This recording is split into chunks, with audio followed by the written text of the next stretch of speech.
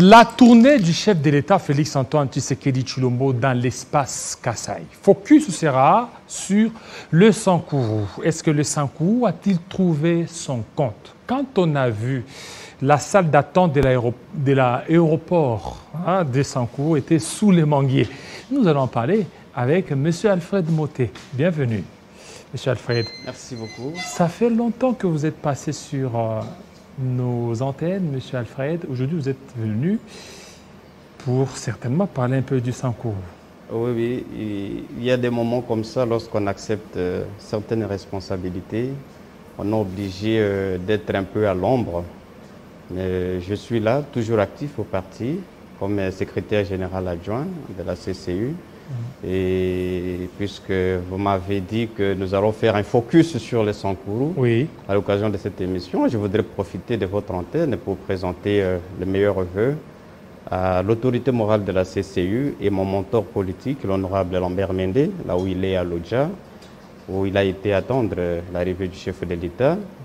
J'en profite pour le présenter aussi à tous les Sankourois, les mêmes vœux, et à votre patron, mon aîné JMK, Jean-Marie Kassamba, ainsi que tout le personnel de l'espace 50 pour le travail que vous abattez. En tout cas, meilleurs vœux pour l'année 2022. Voilà, je pense que c'est entendu. Mais est-ce que vous êtes fier vous aviez reçu les chefs de l'État? Regardez, les infrastructures étaient dans un état piteux. L'aéroport, n'en parlons même pas. La salle d'attente, c'était sous les manguiers. Mais nous savons qu'il y a eu des notables, il y a eu des personnalités importantes du Sankourou dans le gouvernement, que ce soit sous Joseph Kabila, sous Félix Tshisekedi, ils sont là. Votre province est dans les oubliettes. D'abord, vous savez, l'objectif du chef de l'État en allant à l'assaut du Congo profond, c'était pour découvrir toutes ces réalités dont on ne parlait pas assez souvent, que le Congo est vraiment à construire. Il est vraiment à construire et donc dans tout le détail. Vous avez vu la vidéo qui a fait le buzz sur l'aéroport de Lodja. Ce qui m'a tiqué, c'est l'interprétation des gens. Une fixation sur Lambert Mende, comme si c'était lui le responsable. Oui, mais parce que c'est lui. C'est parmi les doyens des notables du Sankourou. Voilà pourquoi les gens... Lambert Mende est député national. Il a été ministre de la communication et médias du temps de l'ancien président Joseph Kabila. Un ministre, plutôt un député national n'a pas des millions pour construire les aéroports. Mais fut un ministre puissant. Même s'il était ministre, ce n'était pas dans son secteur. J'ai eu la chance de participer en tant qu'acteur passif à des conseils des ministres dans l'exercice de certaines de mes fonctions. Mais il n'est pas donné à n'importe quel ministre de venir avec un projet de construction d'un aéroport. Il faut être le ministre des Transports et Voies de communication. Et même alors, il faut que la volonté politique suive pour que les effets se matérialisent sur le terrain. Donc, le chef de l'État est allé au Sankourou pour découvrir ces réalités-là, dont on ne parlait pas souvent, et c'était assez important. La salle d'attente sous les manguiers, vous savez, on n'est peut-être pas le mieux loti du monde, mais on n'est pas le plus à plaindre. L'aéroport national de Lodja a bien une salle d'attente. C'est vrai que les ministres et les députés qui étaient là en train d'attendre le chef de l'État ont préféré être sous les manguiers. Ce qui était un choix de leur part. Il y a bien une petite maison. Et ceux qui s'occupent sur les réseaux sociaux, ce sont les images de vos détracteurs? Oui, ceux qui pensent que c'est de la responsabilité de Mende, alors qu'il n'est pas, vous le savez, dans notre législation, du travail d'un député national d'aller construire des aéroports. Il peut tout de même se limiter à faire le plaidoyer, et c'est ce qu'il a réussi à faire en étant à la tête du caucus des députés nationaux et sénateurs du Sankourou. Il a, au moins pour la première fois, obtenu les engagements fermes du chef de l'État et du Premier ministre Sama Lukonde, qui les ont reçus tour à tour. Le président les a reçus, le Premier ministre, et on a même lancé le balisage de l'aéroport national de Lodja, ce qui est une bonne chose, ce qui est une victoire à mettre à l'actif de l'honorable Lambert Mende et de tous les députés qui l'ont accompagné dans ce plaidoyer. Il a fait son travail, il faut en être fier. C'est à cela que ça se limite. On ne va pas mettre sur la tête de Mende tous les malheurs de Lodja. je pense que le chef de l'État a remarqué que c'est un problème qui est général un peu partout dans le pays. Ce n'est pas seulement à Lodja qu'il y a un problème d'infrastructure aéroportuaire. Mais non, parce que quand les députés nationaux Lambert Mende étaient là, on a vu un peu des agitations. Hein. Il y a des gens qui réclamaient même le retour de l'ancien gouverneur qui a été déchu. C'est un signal pour dire qu'ils ne veulent pas de Lambert Mende. En tout cas, c'est ce qu'on a voulu faire croire. C'est un coup qui a été monté. Un coup Oui, Ce n'était pas une mobilisation spontanée. Je connais bien la mobilisation. Ce qui a été spontané, la réponse est venue tout de suite. Vous vous rappelez bien, lorsque le chef de l'État s'adressait à la population, il y a eu 2 jeunes gens qui ont été sélectionnés, comme on le sait, pour passer ce message-là. Et tout de suite, la population a dit non. Ce n'est pas moi qui l'ai dit, c'est un de vos confrères de la RTNC qui faisait le commentaire de la retransmission en direct. Il dit, mais la population dit non. Et ce que j'ai aimé le plus, c'était la réponse, la sagesse de la réponse du chef de l'État, qui tout de suite a dit, oui, nous avons compris votre opinion, nous la respectons, mais respectez aussi l'opinion des autres. Hein? Ceux qui savent lire entre les lignes pouvaient comprendre que de la même façon que Moukoumad est venu au pouvoir par la voie démocratique, en ayant la majorité, c'est de la même façon qu'il est parti. Et je vous ai reçu ici, je pense, une année, vous aviez parlé, comme si vous étiez prophète, que Moukoumad est là, il ne fera rien. Et quand vous disiez ça, c'est que vous prépariez pour qu'il ne fasse rien. Il est là, il n'a rien foutu, Moukoumad. Non, puisque je connais l'homme pour l'avoir rencontré à Lille, et là où il était au fourneau. Je connaissais très bien qu'il n'avait aucun projet pour le Sankourou, qu'il venait pour jouir. Et c'est ce qu'il a fait. Il a passé le plus clair de son temps entre deux avions, entre l'Europe et les États-Unis, Kinshasa. Il n'a pas été... Vous n'avez pas facilité la tâche. Quand vous parlez les Sankourois, vous n'avez pas facilité la tâche, surtout les représentants. Nous sommes en démocratie, cher ami, et c'est la voix de la majorité qui prime. Le chef de l'État l'a dit au stade de Lumumba à Lodja. Et lorsque les députés provinciaux, qui lui avaient fait confiance en 2019, ont remarqué que les messieurs venaient pour jouir, ils n'ont pas pour servir. Et ils se sont tout de suite ravisés. Beaucoup sont allés dans leurs bases électorales pour demander pardon à la population. Vous savez, la déchéance de Moukoumad, c'est quelque chose qui aurait dû arriver même 2-3 jours après que le chef de l'État l'ait investi. Il a fallu du temps, malheureusement pour les députés provinciaux, pour s'en rendre compte. Et nous avons perdu 3 ans. 3 ans de gâchis et de reculades. Vous vous rendez compte? Nous sommes peut-être dans le top 3 ou le top 5 des dernières provinces de la République. Et est-ce que les députés provinciaux se réunissaient? Parce qu'on a suivi, il y a 6 députés qui ont été invalidés pour absentéisme. Et d'autres disaient, mais où est-ce qu'ils se réunissaient? D'autres sont allés même loin pour dire, ceux qui ont été invalidés, ce sont le pro-Moukoumadi. Et voilà pourquoi ils ont vite passé à la vitesse supérieure pour les mettre de côté. Vous savez, cher David, je vois assez mal, puisque je suivi aussi ce débat dans la presse.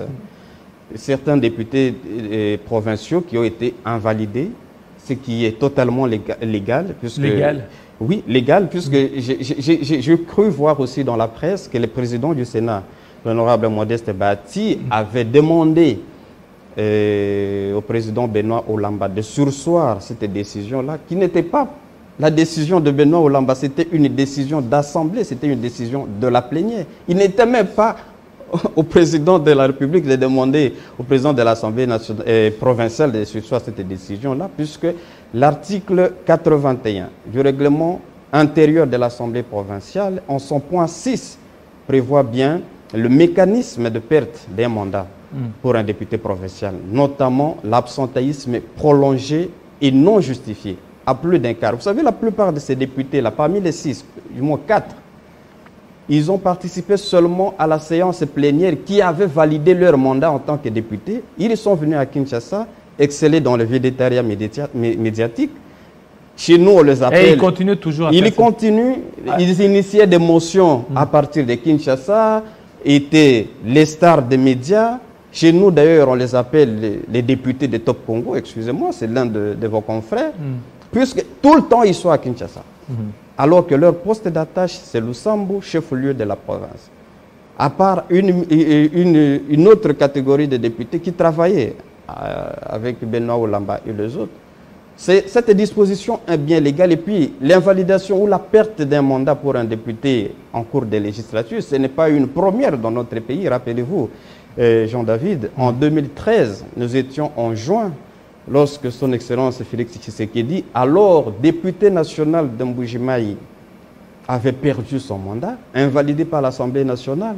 Pourquoi? Puisque, à l'époque, l'UDPS qui avait participé aux élections de 2011 avait estimé que malgré qu'il avait des députés nationaux, avait estimé qu'il y avait des irrégularités qui avaient entaché le processus électoral et avait donné un mot d'ordre à tous ces élus de renoncer à leur mandat. C'est ainsi que le chef de l'État actuel, à l'époque député national, n'allait pas à l'Assemblée nationale. Le même jour, il a été invalidé avec Eugène Diomindongala, avec Mboussa Nyamwisi, pour absentéisme. C'est donc une disposition qui existe dans notre législature. Mais curieusement, ce sont les députés pro-Mukumadi qui ont été invalidés. Ce sont des députés provinciaux du centre. Provinciaux. Mais même Benoît Oulamba, que l'on accusait d'avoir invalidé ces députés-là, il est de l'Union sacrée. Il est parmi les premiers soutiens du chef de l'État au Sankourou. Oui, mais quand on parle des députés de Top Congo, mais lui, Benoît Oulamba, il est une star de Top Congo. À chaque fois, c'est celui qui intervient, contrairement aux autres députés. Mais lui, au moins, il fait le travail. Il est tout le temps à Lusambo pour faire le travail. Il peut communiquer. Ce n'est pas mal de communiquer. Mais lorsque vous êtes tout le temps à Kinshasa, et vous initiez des motions à Kinshasa... Il y a aussi une crise au niveau de l'Assemblée provinciale. Lui aussi, il a été destitué. Il y a eu l'installation. Mais c'est justement, c'était à l'initiative de ces 6 députés-là. Et d'ailleurs, l'un d'entre eux, qui a même été président du bureau d'âge à un certain moment, est parmi les 6 qui ont été invalidés. Donc, ces députés ont brillé. Là, ce sont les détracteurs de Benoît Oulamba. On voit l'installation d'une pensée unique, alors qu'il fallait les laisser siéger et continuer. Non, vous savez que même la population en avait marre, puisque ces députés-là avaient fait tout pour court-circuiter les bons fonctionnements de l'Assemblée provinciale. Si l'on peut dire qu'il y avait crise à l'Assemblée provinciale du Sankourou, il faut voir en premier ces 6 députés-là. Et malheureusement, ils étaient à des centaines de kilomètres pour faire tout ça. Ils ne venaient jamais à des plénières. Ils ne participaient jamais à des commissions parlementaires. Ils étaient tous ici à Kinshasa, en train de vivre le beau temps. Est-ce que la procédure a été respectée dans l'heure d'échéance? Si j'ai bien suivi le président Oulamba qui s'est prononcé sur la question, puisque je ne suis pas son porte-parole, il y avait une commission qui avait été instituée, qui a invité ces députés-là plusieurs fois, 3 fois pour être exact. Ils ne se sont jamais présentés. Ils ont nargué l'Assemblée provinciale comme elle le faisait Mukumadi, puisque vous savez, par 2 ou 3 fois, Mukumadi ne s'est jamais présenté pour obtenir l'investiture de son gouvernement depuis qu'il a été investi gouverneur. Donc, c'est de la même façon que ces députés-là n'allaient jamais répondre lorsque les bureaux les invitaient, la commission qui avait été instituée pour justifier leur absence. Il n'y en a qu'une seule qui est allée à la dernière minute, puisqu'ils allaient être 7 qui devaient être invalidés. Mais une seule, l'honorable Thérèse Lopacha, je pense, qui est arrivée et a justifié pourquoi elle ne s'était pas présentée à plus d'un quart des séances de la session. C'est ainsi que ses compères ont accepté ces excuses. Avec le passage du président Félix Tshisekedi au niveau du Sankourou, aussi longtemps que les Sankourouans ne vont pas se mettre d'accord, il n'y aura toujours pas de développement au sein de cette province. Regardez, il y a déjà des dualismes, Charles Okoto, Lambert Mende, et il y a toujours des mésententes par-ci par-là. Non, pour la première fois, l'initiative du doyen des élus du Sankourou, l'honorable Mende, il y a eu cette unité-là. Vous avez vu tous ces députés, ou même des ministres qui ne se voyaient pas souvent, se prendre en photo ensemble. Et le plus important, c'est qu'avant l'arrivée du chef de l'État, ils ont été tous soumis à contribution. Tous les 6 territoires, les élus, les confessions religieuses, la société civile, la jeunesse, pour rédiger un mémorandum commun qu'ils ont présenté au chef de l'État. Et ça, c'est au-delà de l'incident qui s'est passé au stade où des gens soudoyés à dessein ont porté ce message. C'est facile de parler qu'ils ont été soudoyés parce que il y a d'autres qui parlent aussi d'une mobilisation spontanée pour réclamer les retours. La spontanéité, c'est dans la réponse du public. Et je vous ai ici dit que la réponse du public a été nette sur place. Lorsque les deux Lascar ont pris la parole pour réclamer Moukouma, tout de suite la population a dit non. La population a dit non. Et le chef de l'État a dit que nous sommes en démocratie. Il faut respecter la voix de la majorité. Alors, qu'est-ce que vous aviez retenu du discours du chef de l'État? Non, je retiens qu'il a appelé à l'unité. Okay? Il a parlé d'infrastructure. Moi, je déplore que nous, la jeunesse du Sankourou, nous ayons manqué cette occasion d'entrer dans l'histoire. Puisque d'ailleurs, le chef de l'État avait mis même la puce à notre oreille lorsqu'il a parlé d'infrastructure. Lorsqu'il a parlé de la valorisation de la femme, de la gratuité de l'enseignement. Un peu comme partout là où il est passé, des gens parlaient. C'est l'occasion rêvée pour une population de s'adresser à son chef. On a manqué cette occasion-là pour parler des inepties. On devait parler de l'aéroport de Loudja, dont nous avons parlé au début ici, qui laisse à désirer. Nous devrions parler de Lumumba-Ville, à Katakokombe, là où le président de la République est allé installer les maires et son adjoint. Ça, ce sont des questions importantes qui devaient attirer l'attention du chef de l'État. Heureusement que les élus l'ont fait, ont corrigé ça à travers les mémorandums, puisqu'à travers les mémorandums, on aurait aimé que ce soit lu et compris de tout le monde. Les mémorandums? Oui, ils ont remis un mémorandum, ils ont écrit et remis au chef de l'État. Et ça, c'est au-delà de la théâtralisation des interactions qui se sont passées au stade de Lumumba. Comme je vous ai dit, ce sont des jeunes qui n'avaient pas toutes leurs facultés, puisqu'il fallait voir qu'ils n'étaient pas sobres, même lorsqu'ils ont pris la parole. À part les deux mamans qui ont parlé de leurs problèmes spécifiques. Ils ont parlé des FARDC, des policiers. Mais nous, en tant que jeunesse, qui avons eu la parole devant le chef de l'État, nous devions lui parler d'infrastructures, nous devrions lui parler des routes et des dessertes agricoles, nous devrions lui parler des écoles, des hôpitaux. Il y a un de vos confrères qui a balancé ici des images du Sankourou, mais nous sommes en plein 12e siècle, ici pas le 5e siècle. Donc, alors qu'ici, il y a des nantis à Kinshasa, des nantis, des Lambert Mende, des Charles Okoto, c'est un peu comme je disais tout à l'heure, à chacun son travail. Le ministre des Transports, Voies et Communications, Chéribin Okende, vous êtes nombreux ici, mais on sent que la province ne parvient pas à décoller. Mais oui, à chacun son travail. Je vous ai dit, l'apport que chacun pouvait apporter. Vous avez vu qu'avant l'arrivée du chef de l'État, l'honorable Mendy a sorti ses engins, ne serait-ce que pour raboter la piste de l'aéroport. Ça aussi, les gens ont beaucoup spéculé sur les réseaux sociaux, mais pourquoi il l'a attendu depuis tout ce temps? Mais non, mais chaque fois, il le fait. Ce sont ces mêmes engins-là, les tractopelles qu'il a fait sortir. Ce sont ces mêmes engins-là qui étaient en train de rabrouer le ravin, qui sont en train d'écumer la ville de Loudja. Il y a une certaine volonté, mais se limiter. Un aéroport, ça demande des millions de dollars pour le construire. Deux routes asphaltées, une route qui va du territoire de Loudja jusqu'à Kolé, le territoire à et même le chef de l'État n'a même pas eu où reposer sa tête au niveau du Sankourou. Exactement, c'est comme il l'a dit, partout où il est passé, il y a eu des problèmes. Il y a des problèmes, puisque, et je voudrais... Même l'endroit où se reposer, il n'a pas eu ce temps, parce que on ne savait pas, il devrait aller quel hôtel de Charles Okoto, chez Lambert Mende, patate. Donc tout ça, ça crée un peu l'imbroglio là. Non, mais il s'agissait surtout des endroits pour dormir. À Loudja, il y en avait. Lambert Mende a construit un très bel hôtel.